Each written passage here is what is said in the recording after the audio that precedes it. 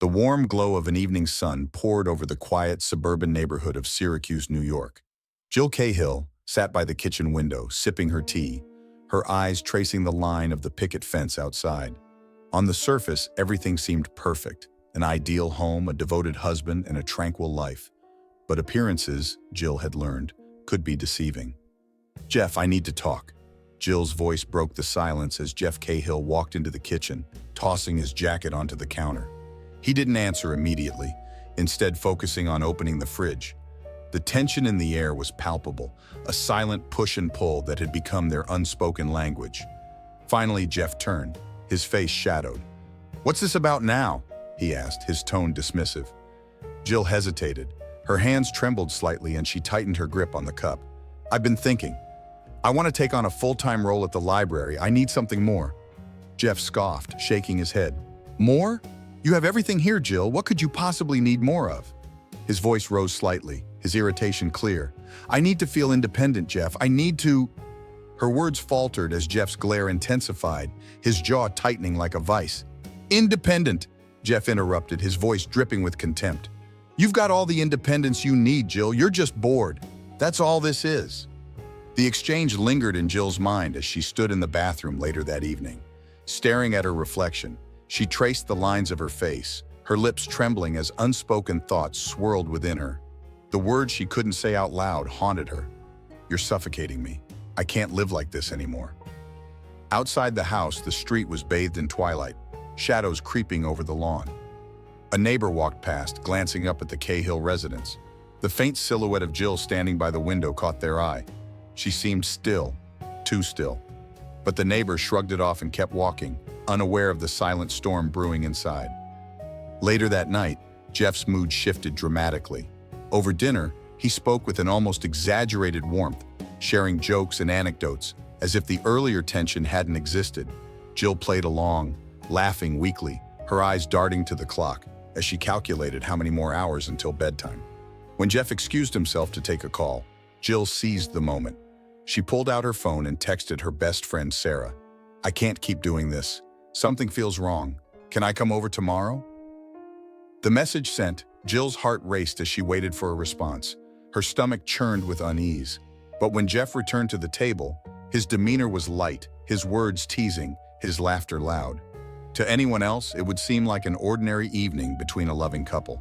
In reality, Jill felt trapped in a cage, one carefully constructed by Jeff's charm and control. Each forced smile, each calculated compliment, was another bar added to her prison. As the night deepened, Jill sat alone in the living room, staring at the torn edges of an old family photograph she had found earlier while cleaning. It was a picture of her and Jeff, arms wrapped around each other, smiles bright. She barely recognized herself. It felt like a lifetime ago. The photograph slipped from her fingers and fluttered to the floor as a thought struck her. How much of my life has been a lie? Upstairs, Jeff's footsteps echoed and Jill's body tensed instinctively. The sound reminded her of how fragile her peace was, how easily it could shatter. She wanted to run, but the weight of fear kept her rooted in place. For now, she could only wait and hope for an opening, a moment when escape might be possible. The morning light seeped through the curtains, falling on Jill Cahill's face as she stirred awake. The house was silent, eerily so. She glanced at the clock. 7:30 a.m. Jeff had already left for work.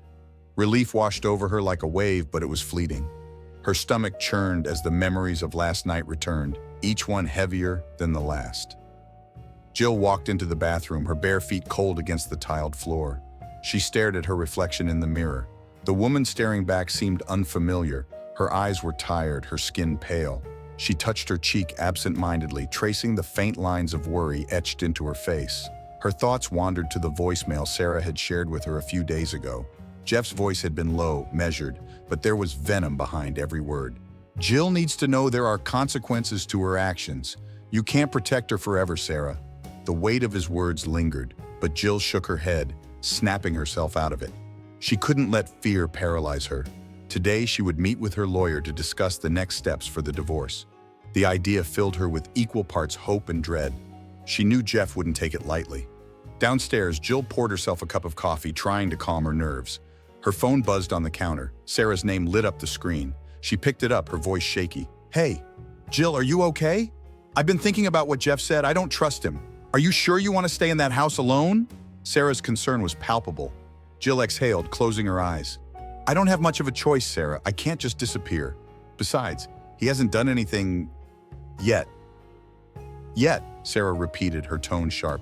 "That's what scares me. He's unpredictable, Jill. You know that." Before Jill could respond, there was a loud thud outside. Her heart leapt into her throat as she froze, listening. Another thud, followed by the sound of metal scraping. She moved cautiously to the window, pulling the curtain aside just enough to see. The garbage can had toppled over, spilling its contents onto the driveway. A stray dog sniffed around the mess, oblivious to the chaos it had caused. Jill let out a shaky laugh, her tension easing slightly. "It's just a dog, Sarah. I'm fine." But even as she said it, the pit in her stomach remained. The rest of the day passed in a blur.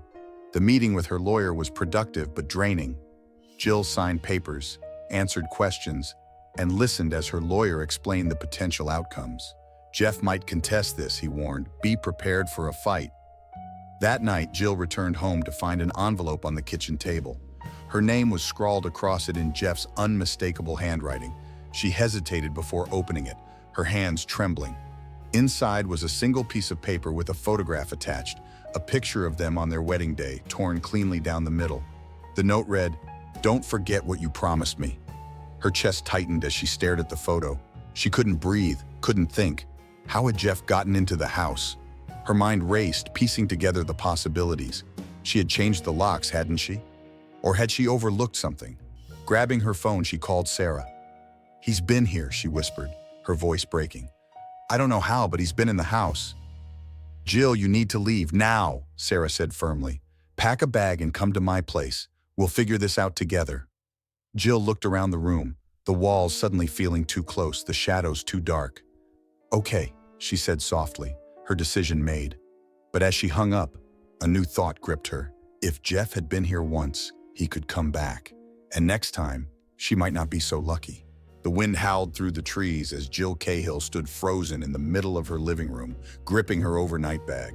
The photo and note from Jeff lay abandoned on the table, their presence a chilling reminder of his reach. Every creak of the floorboards, every shadow flickering in the dim light made her heart race. She knew she had to leave. Now.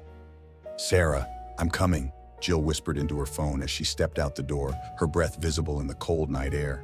Her car was parked just a few feet away, but the distance felt like miles. She glanced over her shoulder, scanning the darkened windows of her house. Was Jeff watching? Was he already here? She slid into the driver's seat, locking the doors with trembling hands. The engine sputtered to life and she pulled out of the driveway, the weight of her fear growing heavier with every turn she took toward Sarah's house. Her mind raced. How did he get in? How much does he know? When Jill arrived at Sarah's, she found her best friend waiting by the window, her face etched with worry. The door swung open before Jill could knock. "Get in here," Sarah said firmly, pulling her inside. The two women sat at the kitchen table, Jill clutching a steaming cup of tea. She recounted the events of the day, the envelope, the photograph, the note. Sarah's expression darkened with every word. "This has gone too far, Jill," Sarah said, her voice laced with anger. "You can't stay in that house anymore. It's not safe." "I know," Jill replied, her voice barely above a whisper. "But what am I supposed to do? I can't just disappear. The divorce isn't even finalized." "You don't have to disappear," Sarah said, "but you can't fight this alone. We need to call the police." Jill hesitated, the weight of the decision pressing down on her. She knew involving the police would escalate things, but what choice did she have? Jeff wasn't going to stop. He had already made that clear. Later that night, two officers arrived at Sarah's house. Jill's hands trembled as she handed them the torn photograph and the note. One of the officers, a tall man with a kind face, nodded sympathetically as she spoke. "This is serious," he said. "We'll increase patrols around your neighborhood, and if you see or hear anything suspicious, call us immediately." Jill nodded, though the reassurance felt hollow. Deep down, she knew that Jeff wouldn't be deterred by patrol cars or warnings. He was cunning, and he knew how to stay one step ahead. As the officers left, Jill leaned against the door frame, exhaustion washing over her. "Do you think they'll actually help?" she asked Sarah, her voice tinged with doubt. "I don't know," Sarah admitted, "but we'll figure this out, Jill. You're not alone." The next morning, Jill returned to her house briefly, accompanied by Sarah to gather more belongings. The air inside felt heavy, as if Jeff's presence still lingered in the walls. Jill moved quickly, packing clothes, important documents, and a few sentimental items into boxes. But as she opened a drawer in her bedroom, her breath caught. Inside was another note, this one scrawled hastily on the back of a receipt. "Leaving doesn't mean you're free." Jill's stomach dropped. She clutched the note, her hands shaking. "He's been here again," she whispered. Sarah took the note from Jill, her face hardening. "We're going to the police again. This has to stop." The two women drove straight to the station, the note clutched tightly in Jill's hand. This time, the officer on duty took her statement with grave seriousness. "We'll assign someone to your case," he said, "but I need you to consider staying somewhere secure, just in case." Jill nodded, though the pit in her stomach only grew deeper. As they left the station, she turned to Sarah, her voice trembling. "He's not going to stop, is he?" Sarah placed a comforting hand on her shoulder. "No," she said softly, "but neither are we." The late afternoon sun dipped behind the trees, casting long shadows over the driveway as Jill Cahill hesitated in her car. She had driven back to the house after receiving yet another call from Jeff. His voice had been calm, almost apologetic. "Let's talk, just for a moment," he'd said. "We can figure this out without dragging it through the courts." Against her better judgment, Jill had agreed. She needed closure, or at least clarity. But as she sat there now, gripping the steering wheel tightly, her instincts screamed at her to turn around, yet the pull of her past, of Jeff's words, his promises, kept her rooted in place. Inside the house, the air felt cold, heavier than she remembered. The faint scent of Jeff's cologne lingered, blending with the aroma of stale coffee. He was waiting for her in the living room, standing near the fireplace with his hands in his pockets. His face was unreadable, his usual mask of charm hiding whatever emotions brewed beneath. "Thanks for coming," Jeff said, his voice quiet but clipped. "I just wanted to talk." Jill nodded cautiously. "I don't have much time, Jeff. What do you want?" Jeff gestured toward the couch. "Sit, please. Let's just talk like we used to." Reluctantly, Jill sat down, her posture stiff. Every nerve in her body was on edge. "You said you wanted to talk about the divorce," she pressed. He smiled faintly, but it didn't reach his eyes. "It doesn't have to be like this, Jill. You don't have to do this. We can fix things. Start over." Her heart sank. It was the same plea he'd made before, always followed by empty promises and broken trust. "Jeff, it's too late," she said firmly. "This isn't working. It hasn't been for a long time." The shift in his demeanor was instantaneous. His jaw tightened and the muscles in his neck twitched. "Too late," he echoed, his voice low and dangerous. "After everything I've done for you?" Jill stood, backing toward the door. "I'm not doing this again," she said, her voice trembling. "I came here to settle things, not to fight." "You're not going anywhere!" Jeff's voice boomed, and before Jill could react, he lunged forward. His hand gripped her arm with a force that made her wince. "You think you can just leave me after everything? Let me go!" Jill cried, twisting her arm, but his grip only tightened. She shoved at him with her free hand, her panic rising as his face contorted with rage. Suddenly, he released her. The unexpected move sent her stumbling backward, hitting the edge of the coffee table. Before she could recover, Jeff reached behind the couch and pulled out a baseball bat. Jill's eyes widened in terror as he stepped toward her, the weapon gleaming in the dim light. "Jeff, stop!" she screamed, backing into the wall. "You don't have to do this!" But Jeff's eyes were wild, unrecognizable. "You made me do this," he snarled, lifting the bat. The first blow missed as Jill ducked instinctively, the force of it splintering the corner of a side table. She scrambled toward the door, her breath coming in ragged gasps. The second swing connected with her shoulder, sending a jolt of pain through her body. Somehow, she made it to the kitchen, her mind racing. She grabbed a chair and swung it wildly as Jeff approached, creating a momentary barrier. She darted toward the back door, her vision blurred with tears. Her hand fumbled with the lock, but Jeff was already behind her. The bat struck her leg, and she crumpled to the floor with a cry of agony. She turned over, clutching her injured limb, her voice barely a whisper. "Please, Jeff, don't." He raised the bat again, his breath heavy and uneven, but a loud banging on the front door froze him in place. "Police! Open up!" a voice commanded, cutting through the chaos. Jeff hesitated, his chest heaving, before dropping the bat with a loud clatter. Jill sobbed in relief as the officers stormed in, their weapons drawn. Jeff didn't resist as they handcuffed him, his face devoid of emotion. Jill lay trembling on the floor, her body battered and broken, but her spirit still clung to life.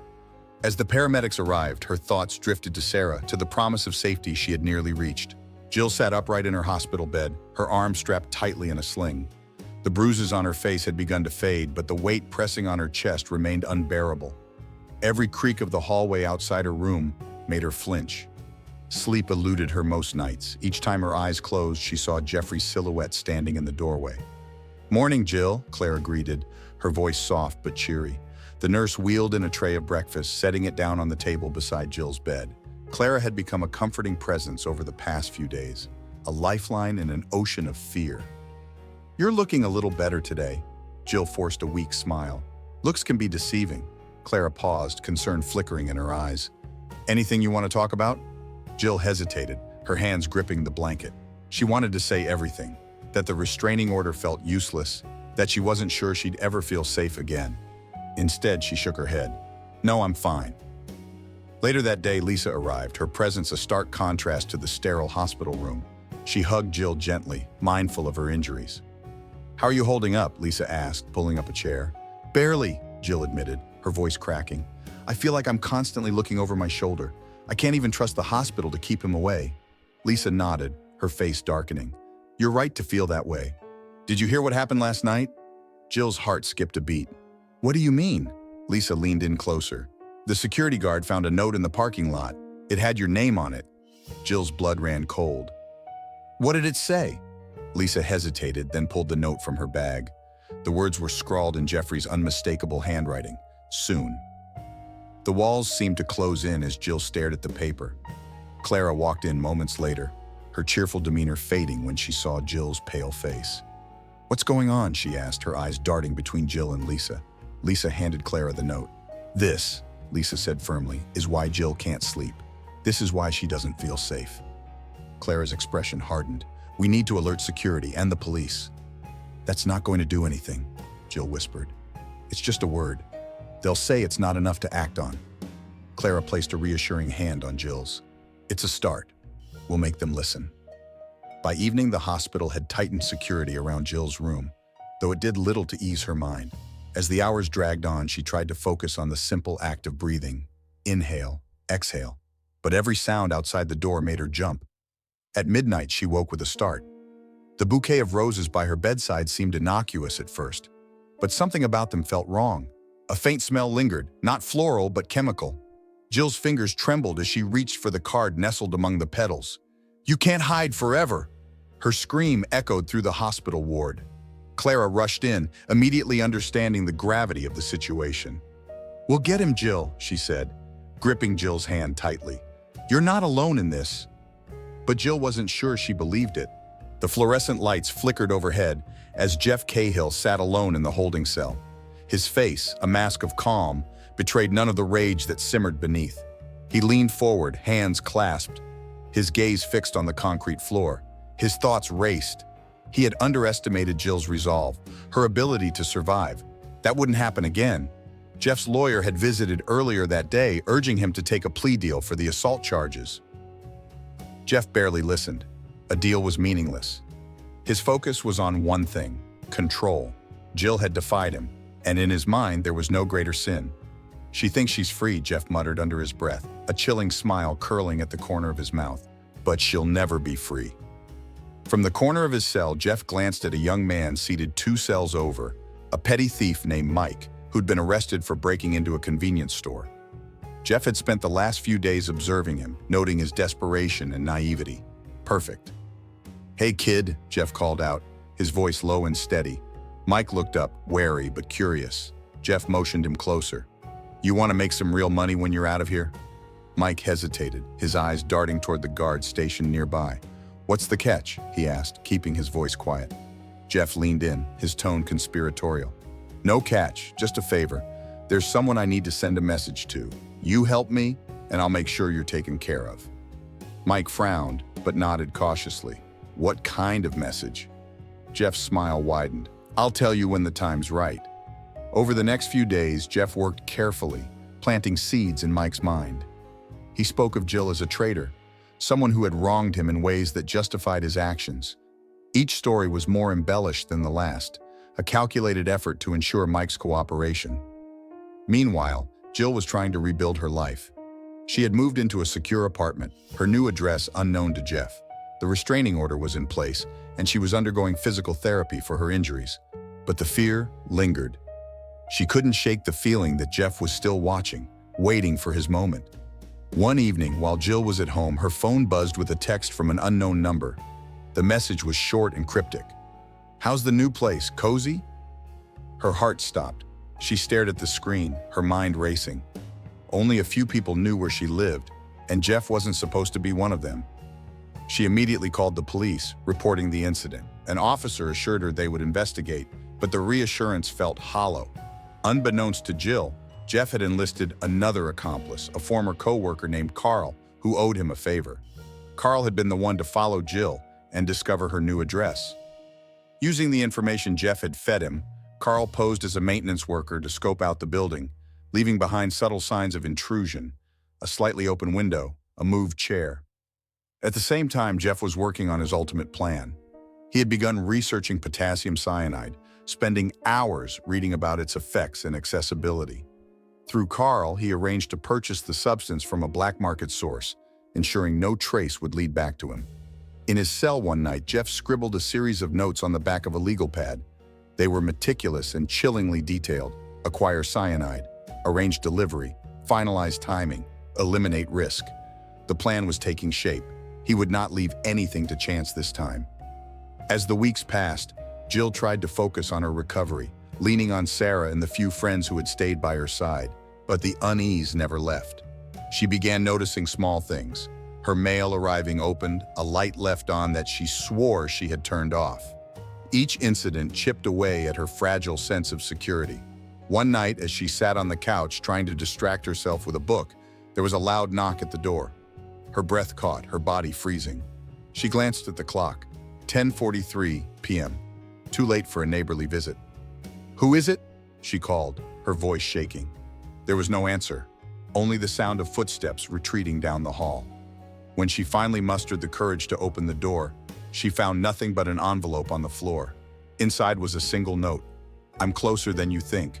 The steady hum of the hospital's fluorescent lights did little to soothe the tension in Jill Cahill's room. She lay in the bed, her eyes flickering open as the muted sound of distant voices in the corridor reached her ears. Recovery was slow, and though her body had begun to heal, her spirit remained fragile. Every creak, every shadow felt like a reminder of Jeff's promise. She would never truly be free. Outside her door, the hospital bustled with its usual rhythm. Doctors on their rounds, nurses hurrying between rooms, the occasional echo of a distant announcement.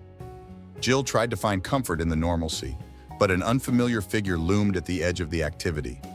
A man in a maintenance uniform stood near the nurse's station, his posture rigid, his face partially obscured by the brim of his cap. Inside the room, Jill's nurse entered to check her vitals. "You're looking better today," she said warmly, though her smile faltered when she noticed Jill's unease. "Everything okay?" Jill hesitated, her fingers tightening around the blanket. "I don't know," she admitted softly. "I just feel like I'm being watched." The nurse frowned, glancing toward the window where the blinds were drawn tightly shut. "We've got security. You're safe here," she reassured Jill. But as she left the room, she made a mental note to mention Jill's concerns to the staff. Something didn't feel right. Hours passed, and Jill drifted in and out of restless sleep. The sound of her heart monitor beeped steadily, a metronome to her fractured thoughts. It was nearing evening when the door to her room opened again. This time, it wasn't a nurse. "Good evening, ma'am," the man said, his voice low and steady. He stepped inside, carrying a toolbox that jingled faintly with every step. "I'm just here to check on the air vents. Routine maintenance." Jill's eyes snapped open, her body tensing. The uniform was nondescript, the kind worn by every maintenance worker in the hospital, but something about the man's presence felt wrong. His movements were too deliberate, his gaze lingering too long on her face. "I wasn't told anyone would be coming in," Jill said cautiously, her voice barely above a whisper. The man didn't respond immediately. He placed the toolbox on the counter, opening it with slow precision. "Sometimes these things don't get communicated properly," he replied, his tone casual. But as he turned back toward her, something in his expression shifted. A flicker of recognition, a glint of malice. Jill's breath quickened as the pieces fell into place. This wasn't a routine visit. This wasn't a stranger. "Jeff sent you," she whispered, her voice trembling. The man's lips curled into a thin smile. "He sends his regards," he said, stepping closer. Panic surged through Jill, her mind racing for an escape. She reached for the call button on the side of her bed, but the man was faster. His hand shot out, gripping her wrist with bruising force. Now, he said mockingly. "We don't want to make a scene, do we?" Jill's heart pounded in her chest as she fought to pull away. The sound of footsteps in the hallway grew louder, and the man's grip tightened. "This is just a warning," he hissed, his face inches from hers. "Stay in line, or next time it won't be so polite." Before she could respond, the door swung open, and the nurse stepped inside. The man released Jill instantly, his demeanor shifting back to that of a benign worker. "All done here," he said quickly, grabbing his toolbox and brushing past the startled nurse. Jill's voice caught in her throat as she watched him leave, her body trembling with fear. The nurse turned to her, concern etched across her face. "Who was that? What happened?" I think he's working with Jeff," Jill stammered, tears welling in her eyes. "He threatened me." The nurse's expression hardened. "I'm calling security right now." As the hospital staff scrambled to respond, Jill's mind swirled with dread. Jeff's reach was longer than she'd imagined. Even here in the sterile walls of the hospital, she wasn't safe, and she knew this was just the beginning. The sterile hum of the hospital machinery filled the air as Jill Cahill lay awake, her heart racing from the encounter earlier that evening. Despite the presence of 2 security guards stationed outside her door, she felt no safer. Every shadow seemed to move, every sound carried the possibility of another intrusion. She replayed the man's words in her mind. "This is just a warning." The chill in his tone was something she wouldn't forget. Detectives arrived an hour later, their faces grim as they entered her room. Detective Carter, a seasoned investigator with sharp eyes and a firm demeanor, wasted no time. "Mrs. Cahill," he began, his voice calm but probing, "tell us everything about this man." Jill recounted every detail she could remember. The uniform, the toolbox, the chilling way he had spoken Jeff's name. Detective Carter scribbled notes furiously, occasionally pausing to glance at her. "It sounds like Jeff orchestrated this," he said finally. "But without solid evidence, it's hard to pin this directly on him." "Evidence?" Jill's voice cracked. "He sent someone to threaten me in my hospital room, and you're saying that's not enough?" "We believe you," Carter said quickly. "But Jeff is clever. He knows how to cover his tracks. We need something concrete to tie him to this." Jill's frustration boiled over. "He's going to kill me," she said, her voice breaking. "And you're telling me there's nothing you can do?" Carter hesitated, then leaned forward. "There's more we can do, Mrs. Cahill, but it will require your cooperation. We need to use this to build a case against him." The room fell silent, save for the steady beeping of Jill's heart monitor. She knew Carter was right.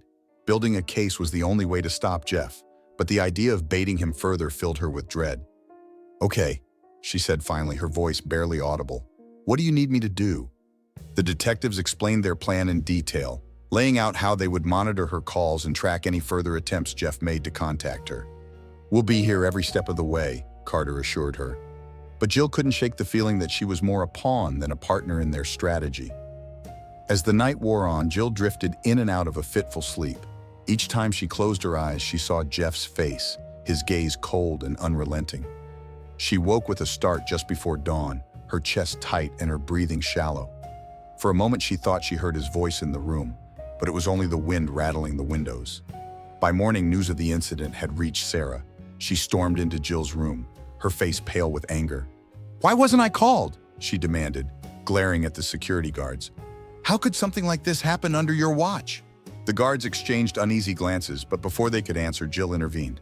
"Sarah, it's not their fault," she said softly. "Jeff's reach is longer than we thought." Sarah's expression softened, but her anger didn't fade entirely. "Then we need to fight harder," she said firmly. "We're not going to let him win."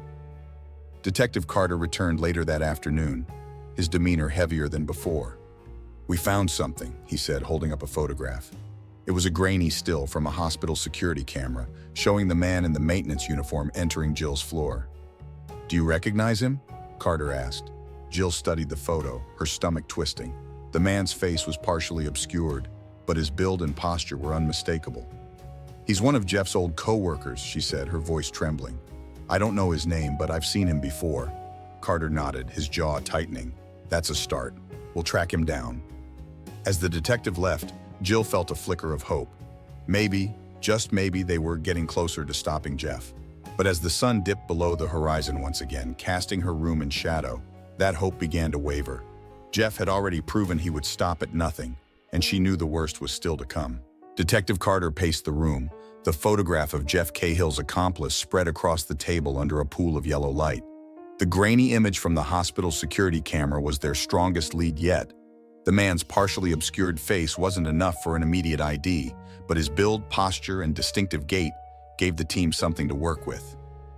"We've got a name," Carter announced to the team after hours of digging through old employment records. "Carl Bennett. He worked with Jeff at the auto shop 3 years ago. Guess loyalty dies hard." Meanwhile, Jill sat in a safe house under police watch, her nerves frayed. The small room was stark, its only decorations a cheap lamp and a framed print of a generic landscape. She stared at the wall, her mind racing. Every sound outside felt like a threat, every passing shadow a ghost of Jeff's looming presence. Her phone buzzed, a text from Sarah. "Stay strong, they're closing in." Jill wanted to believe it, but the relentless fear wouldn't subside. She clutched the phone tightly, her knuckles white. Back at the precinct, Carter's team pieced together Carl's movements. He had no fixed address, staying in motels and paying cash. His most recent activity placed him in a seedy motel on the outskirts of town. Armed with a warrant, Carter and 2 officers headed out, the tension in the car thick as they approached their target. The motel smelled of damp carpet and stale smoke. Room 208 was quiet, the faint flicker of a TV visible through the curtains. Carter signaled his team, their movements precise. He knocked firmly. "Police, open up!" The response was immediate, a loud crash followed by frantic shuffling. The officers burst in, weapons drawn. Carl froze mid-step, his duffel bag spilling open, revealing stacks of cash, burner phones, and a small vial filled with a suspicious clear liquid. "Hands where I can see them," Carter barked. Carl complied, his face pale and sweating. As the officers secured him, Carter picked up the vial, his stomach churning. "Cyanide," he muttered. "Looks like Jeff's plans just got more concrete." At the station, Carl sat across from Carter, his hands cuffed to the table. The room was silent except for the faint buzz of the overhead light. Carter leaned in, his voice calm but firm. "Carl, you're in deep. That vial alone can put you away for decades. But if you cooperate, things might go differently for you." Carl's eyes darted nervously. "I don't know what you're talking about," he said, his voice shaking. "Don't play dumb," Carter snapped, slamming the photograph of Jill on the table. "She's the target, isn't she? Jeff put you up to this. Talk now, or we'll make sure you take the fall with him." Carl's resolve cracked under the pressure. He sighed heavily, his shoulders slumping. "Fine," he muttered. "Yeah, it was Jeff. He's obsessed with her, man. Said she ruined his life and she had to pay." "How did he contact you?" Carter pressed. "He sent messages through someone else, some guy in lockup. I don't know the details, just that Jeff's been planning this for months. He said the hospital was just the start." Carter's fist clenched. He leaned back, exhaling slowly. "You're going to write everything down," he said, sliding a pad of paper across the table. "Every detail, every name. Don't leave anything out." Hours later, with Carl's confession in hand, Carter returned to the safe house. Jill's eyes widened as he entered, his expression grim but determined. "What did you find?" she asked, her voice trembling. Carter handed her a copy of Carl's statement, the words on the page blurring as Jill's tears welled up. It detailed Jeff's obsessive hatred, his manipulations, and his intricate plans to silence her for good. "This changes everything," Carter said. "We've got enough to move on Jeff now, but you need to stay vigilant. He's desperate, and desperate men are dangerous." Jill nodded, her fear replaced by a simmering anger. "I just want this to end," she said, her voice steady despite the tears streaming down her face. "Whatever it takes." As Carter left, Jill sat alone, the weight of the moment pressing down on her. The truth was out, but it felt like a hollow victory. Jeff was still out there, and she knew the battle was far from over. The courtroom buzzed with muted whispers as the spectators settled into their seats. The air was thick with anticipation, the weight of the trial looming over everyone present. Jill Cahill sat quietly at the plaintiff's table, her hands folded tightly in her lap. Her face was pale, but her eyes carried a steely resolve. She wasn't just here for herself. She was here for every moment Jeff had stolen from her. At the defense table, Jeff Cahill sat with his attorney, his expression unreadable. He glanced briefly at Jill, but she didn't meet his gaze. Instead, her focus remained fixed on the folder in front of her, containing pages of evidence that outlined his descent into obsession and violence. "All rise," the bailiff called, and the room hushed as the judge entered. Everyone stood, the gravity of the moment settling in. The trial was officially underway. The prosecution opened with a clear and compelling narrative. "This case," the lead prosecutor began, his voice firm, "is about control, obsession, and an individual who refused to let his victim escape his grasp." He laid out the timeline of Jeff's escalating behavior, from the violent attack with the baseball bat to the chilling hospital incident. Each point was punctuated by visuals: a photograph of Jill's injuries, the security footage showing Carl Bennett entering the hospital, and the vial of cyanide found in Carl's possession. The defense countered with an entirely different story. Jeff's attorney painted him as a man pushed to his limits by betrayal and heartbreak, suggesting that Jill had manipulated the narrative to make him appear monstrous.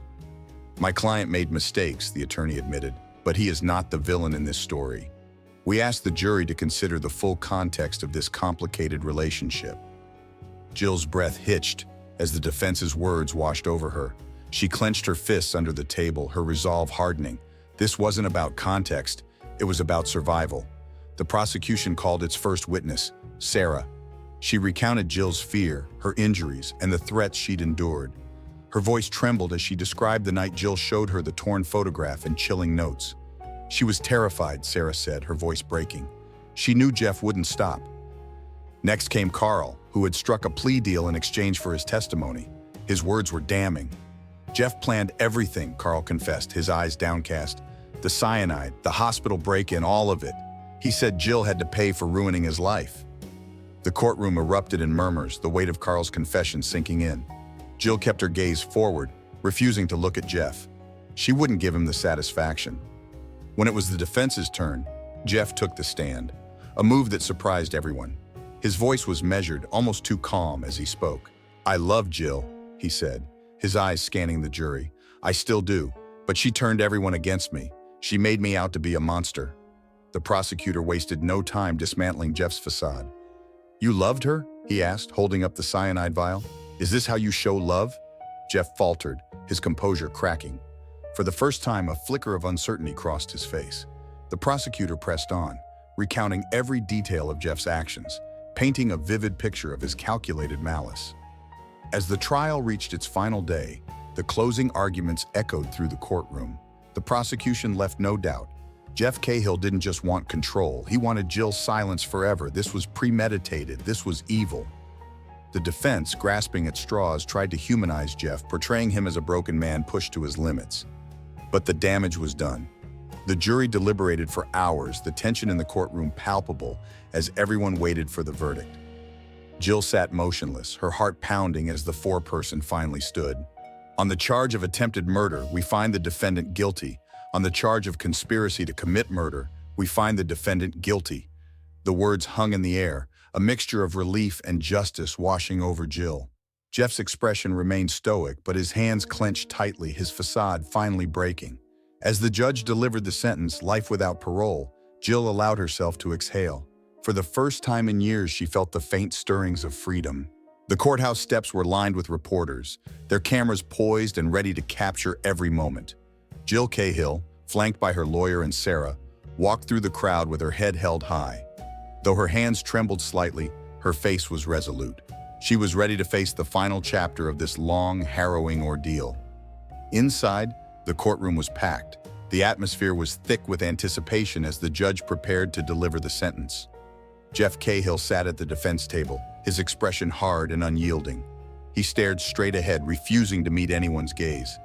The judge's voice rang out steady and clear. "Jeffrey Cahill, for the crimes of attempted murder, conspiracy to commit murder, and aggravated harassment, this court sentences you to life imprisonment without the possibility of parole." A collective exhale filled the room. For Jill, it was like emerging from a suffocating fog. The weight of the judge's words settled over her, not as a burden, but as a promise. Jeff would never hurt her again. As the bailiffs approached Jeff, he suddenly turned toward Jill, his eyes narrowing. "This isn't over," he hissed. The venom in his voice sent a chill down her spine, but she refused to flinch. Instead, she met his glare with a strength she hadn't realized she possessed. "Yes, it is," she whispered, her voice firm.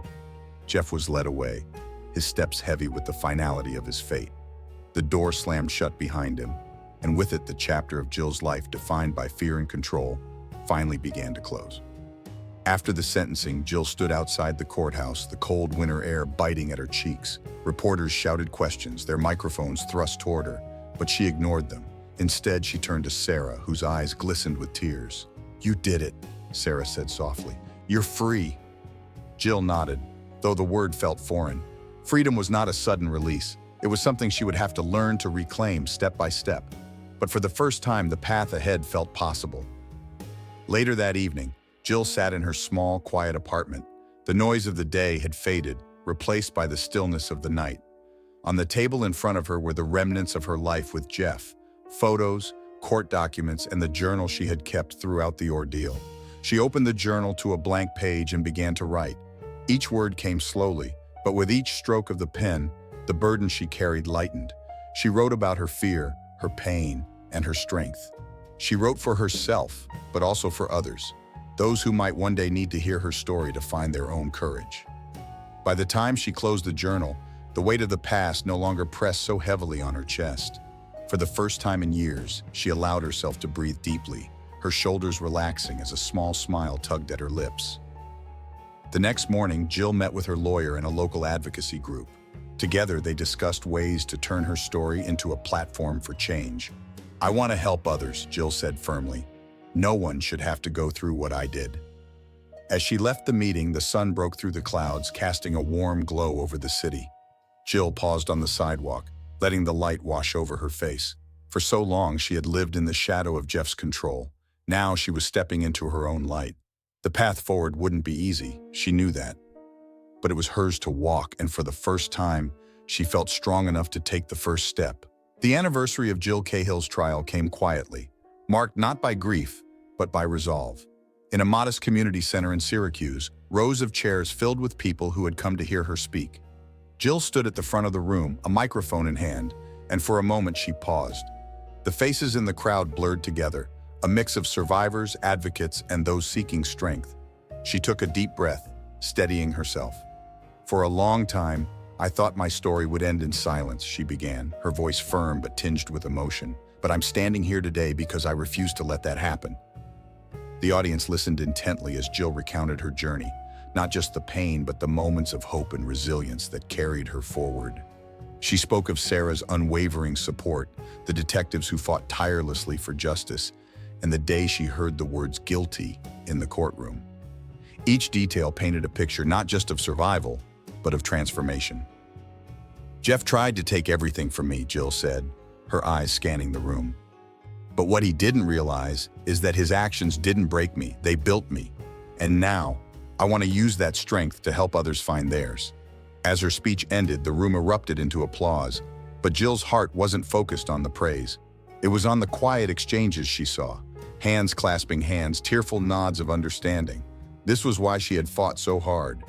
Her pain was becoming a bridge for others to cross. After the event, Jill sat at a table in the back of the room, greeting people as they approached.